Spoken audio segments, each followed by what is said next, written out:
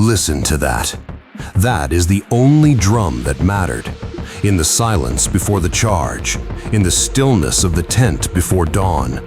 For the Roman centurion, the Greek hoplite, the Spartan at the hot gates, that heartbeat was the metronome of fate. It measured the distance between fear and courage, between thought and action, between a life of reaction and a life of command. Now, listen to your world. The infinite scroll, the constant ping, the curated rage, the emergency of everything. It is an ocean of noise designed to drown out that drum, to make you forget you even have a heartbeat you can control.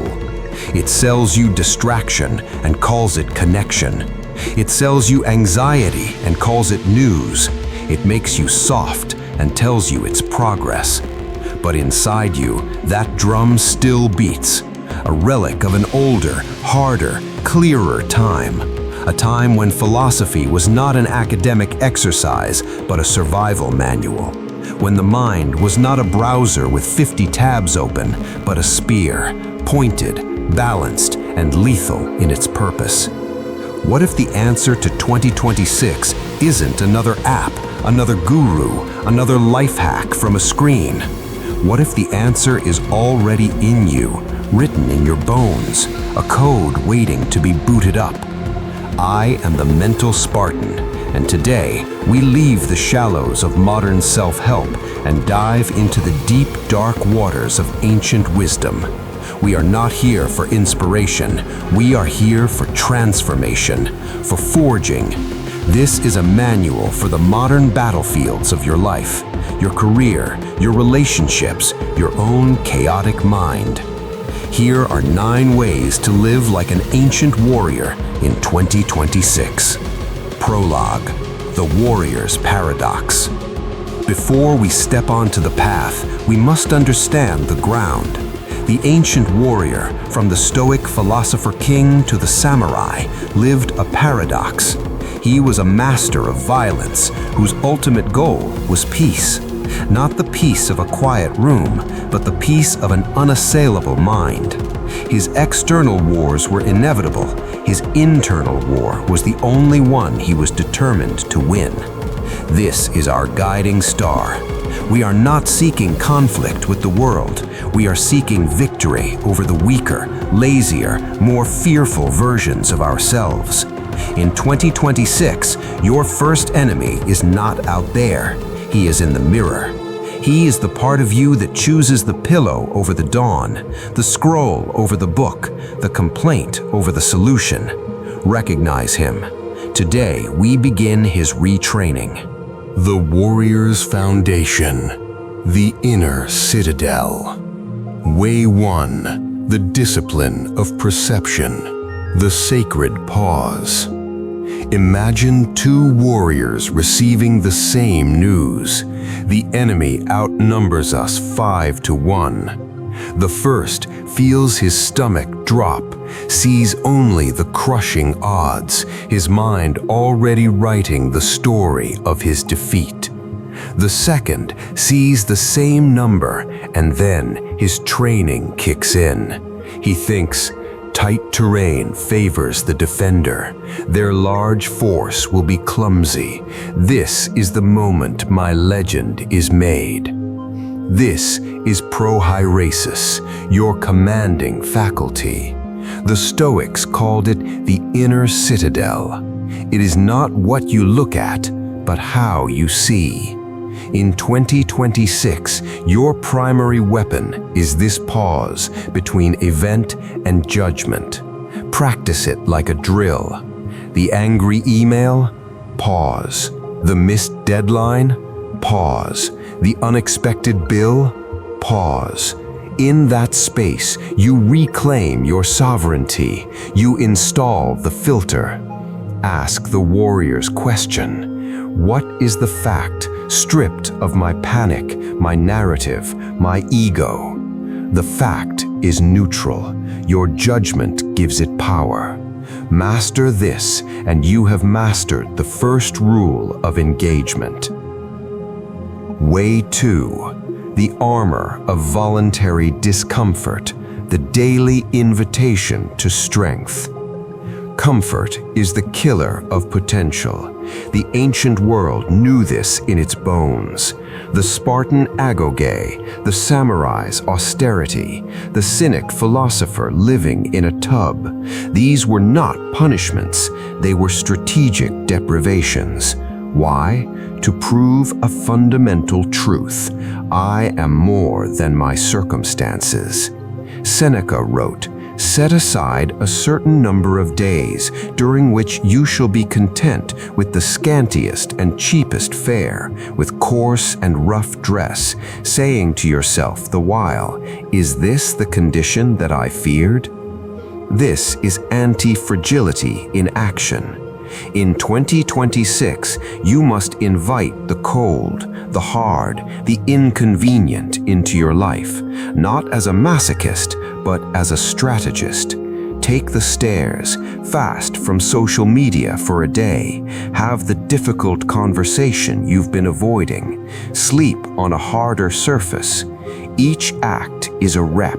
It's you whispering to your soul, "My happiness, my peace, my worth is not for sale. It cannot be taken by a traffic jam or a broken phone or a critical comment. I have already chosen worse, and I survived." You are building calluses on your soul. The warrior's discipline, the daily drill. Way 3. The ritual as anchor, your non-negotiable dawn. Chaos demands order. The legionary's day did not begin with a question. It began with a ritual, the raising of the standards, the inspection, the march. His external world was structured so his mind could be fluid in battle. Your morning is your standard. You must raise it before the world invades. This is not about a 27-step productivity hack. This is about a sacred, simple, non-negotiable sequence that is yours. 20 minutes of silence and journaling, your meditations. 20 minutes of intense movement, your drill. 5 minutes of planning the day's battles, your strategy. This ritual is your anchor in the storm of 2026. It is the daily declaration, "Today I command, I do not request." When you win the dawn, you win the day. Way 4. The archer's focus, single tasking as a sacred art. The archer does not think of his gold, his lover, or his past failures as he draws the bow.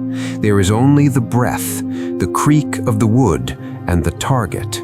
This is the essence of memento mori, remember you must die, applied to attention. If this moment were your last, would you be splitting it between a podcast, and email, and a snack? No, you would be utterly present. In 2026, where multitasking is a myth that burns your neural pathways, you must become a monastic specialist. When you work, let the phone be in another room. When you talk to your child, kneel down and listen with your whole being. When you eat, just eat. Treat your attention as the sacred, finite resource it is. Every time you bring it fully to one point, you are not just completing a task, you are performing a meditation. You are training your mind to be a laser, not a scattered lamp. Way 5. The Stoic pause, from impulse to sovereign action. Here is where the animal becomes the human, and the human touches the divine. Between the stimulus, the insult, the provocation, the temptation, there is a space. In that space lies your freedom and your power to choose your response. Epictetus, the slave who mastered his mind, said, "Men are disturbed not by things, but by the views which they take of them." Your boss's anger is a stimulus. Your view of it, "He disrespects me, my career is over," is your judgment. The warrior trains to widen that space. He feels the heat of the impulse, and then he breathes into it. That breath is the drawing of the sword from its scabbard, deliberate, controlled, ready. In 2026, practice making that space tangible. Count to 3. Feel your feet on the ground. This is not passive. It is the most active thing you can do. It is the moment you stop being a puppet of the world and become the author of your life. The warrior's philosophy. The strategic mindset. Way 6. Negative visualization. Premeditatio malorum. The rehearsal of adversity. The civilian hopes for smooth seas. The warrior prepares for storms. Premeditatio malorum is not worry. Worry is passive, chaotic, and fearful. This is active, calm, and strategic. It is the deliberate rehearsal of what if. What if the market crashes? What if I get sick? What if this deal falls through? You visualize it not to fear it, but to desensitize yourself to it and to problem solve. You walk through the steps. If I lost my job, I would update my CV, contact my network, and cut non-essential spending. By doing this, you achieve 2 supreme advantages. First, you rob future misfortunes of their shock value. You've already faced them in your mind. Second, you realize you have a plan. You have resilience. You are not a leaf in the wind. You are the tree whose roots go deep because you have imagined the hurricane. Way 7. The dichotomy of control, the ultimate triage.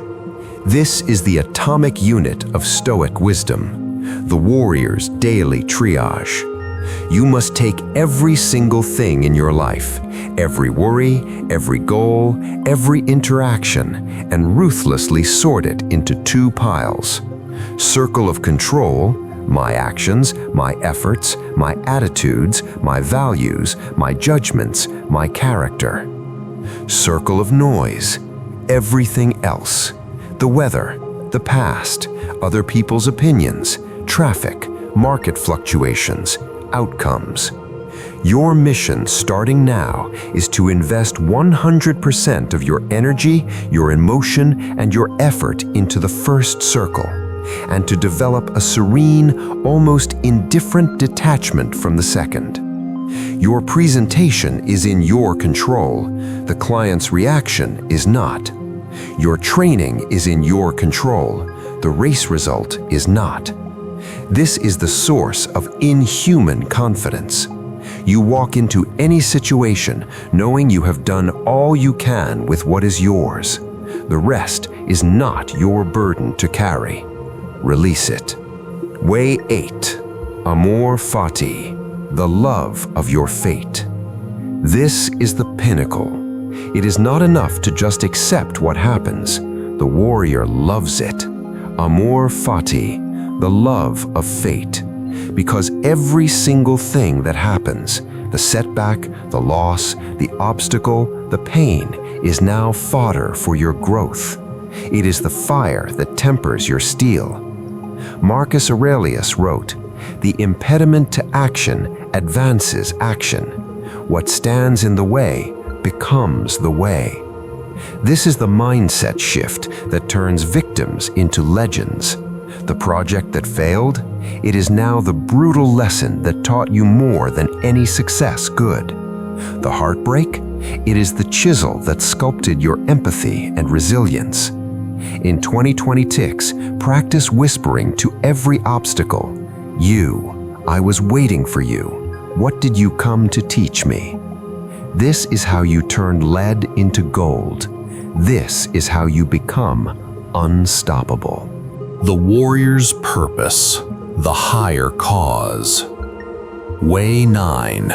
Memento mori and service to your tribe, the why that forges the how. All this discipline, this focus, this toughness, for what? For a bigger bank account? For a better body? These are fine, but they are not a cause. They are not a why that will hold you in the darkest hour. The ancient warrior fought for his brothers beside him, for his city, for his family's honor. His courage was sourced from something larger than himself. Your modern warrior's path must be the same. Memento mori, remembering your death, is the tool that ignites urgency and clarity.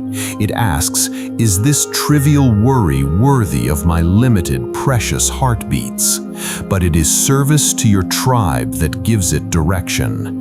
Your tribe is your family, your team, your community, those you lead or protect. You forge your discipline so that you can be a pillar for them. You master your emotions so that you can bring peace to your home. You build your wealth so that you can create opportunity and security for others. This is the final piece. Without it, you are just a well-ordered hermit. With it, you become a leader, a protector, a legacy. Conclusion. 9 ways, 9 pillars for the inner citadel you must build to face 2026 and every year after. This is not a quick fix. This is a fundamental rewiring, a return to an operating system that has been tested for millennia, not in the safe labs of theory, but on the brutal battlefields of human existence. You will not do this perfectly. The warrior does not seek perfection. He seeks persistence. He falls, he rises, he trains again.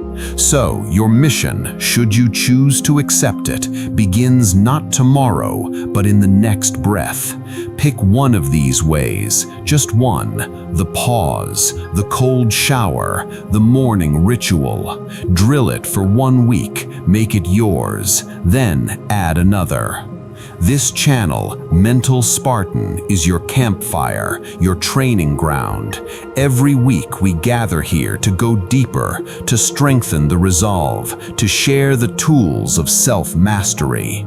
If you are ready to begin this work, to join a community that values depth over distraction, strength over sentimentality, then let your first act of will be this: subscribe, hit the notification bell. This is how you signal to yourself that this matters. Now I turn it over to you, warrior. In the comments, tell me this: which of these 9 ways will you wield first? The Mental Spartan brotherhood and sisterhood learns from each other's battles. Share your pledge, your struggle, your insight. Remember, the enemy is not out there. The victory is not out there. They are within. Forge the mind, the rest follows. Until next time, stand firm.